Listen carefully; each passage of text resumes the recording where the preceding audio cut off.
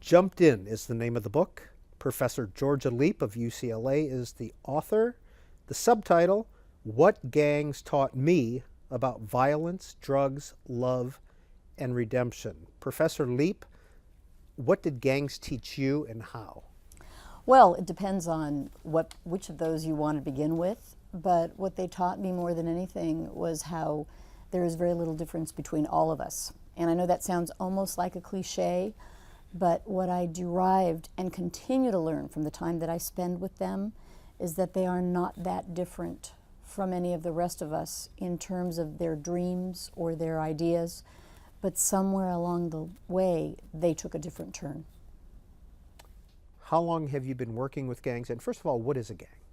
Well, the second question is interesting and sort of leads me into the first. It depends on who you're talking to. If you go to the LAPD or law enforcement, they have a very strict definition of what a gang is. 3 or more people congregating on a corner or in public, planning some type of criminal activity. So you can get a very, very specific, even right down to the number, definition of what a gang is. 3 or more people. 3 or more people. And they are, now remember, it's not just 3 people hanging out. It's 3 people who are contemplating some sort of criminal activity. So they are sort of making a plan to do something that doesn't fall within the range of the law. But when we take a broader look, gangs come in all shapes and sizes, and I've had gang members say that law enforcement is the biggest gang of all.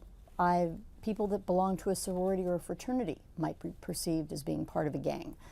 People who are in the Girl Scouts or the Boy Scouts might be perceived as being part of a gang. They have uniforms, they have rituals, they have symbols, they have all kinds of things.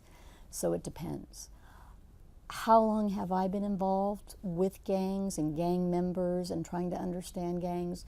Literally since I began my professional life as a very young social worker in South Los Angeles in 1978. So the real answer is for a very long time. So when you talk about gangs, how do you define them? I ask the members, I ask them how they see it. The definition doesn't come from me. I'm more interested in how people identify themselves.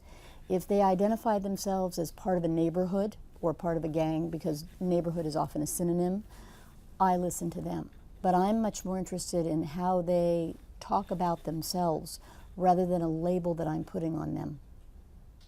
How organized are these neighborhoods or these gangs? I love what Father Greg Boyle says. It's really disorganized crime. They are populated mainly by adolescents and young adults. And if anybody casts their memories back to their own adolescence or are raising teenagers or young adults, they know how impulsive, how disorganized, how sort of live for the moment individuals are. Now, that's not to discredit the kind of gangs that we hear about in the news, drug cartels, corporate organizations who are very carefully organized around drug distribution and product. This is not who I know, this is not who I've lived with.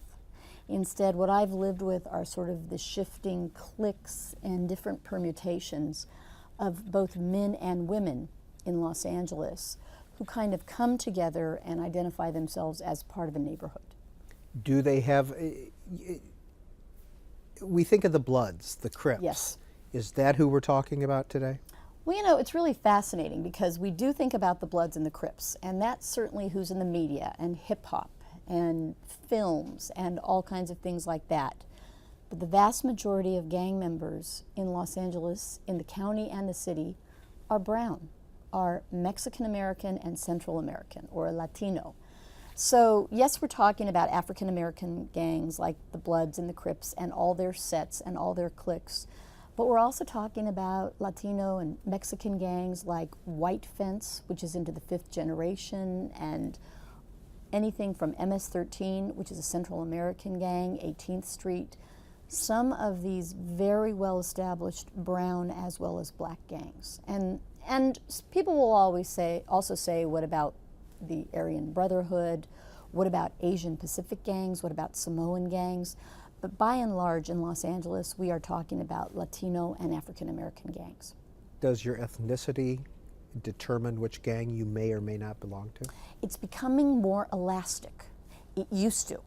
But as gangs vie for different members and want to become bigger, I know now that Mexican gangs and Central American gangs will take black members, and African American gangs will take brown members. So the real answer to your question is it depends. Also, they're now taking female members, and that did not used to be the case a couple of generations ago.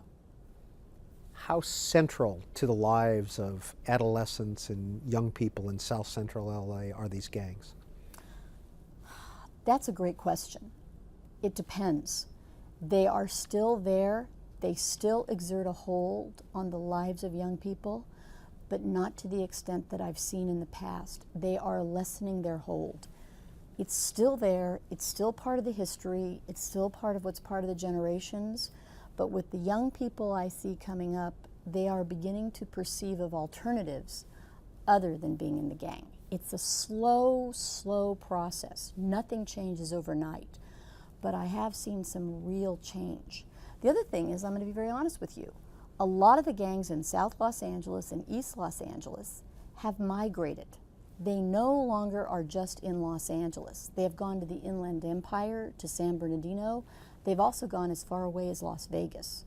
So what I think we all need to understand is there are still gangs, but they are relocating. What are some of those alternatives that you spoke of, that they can see alternatives to a gang? Well, the city of Los Angeles undertook a very, very aggressive prevention program a little over 5 years ago during the tenure of Mayor Antonio Villaraigosa.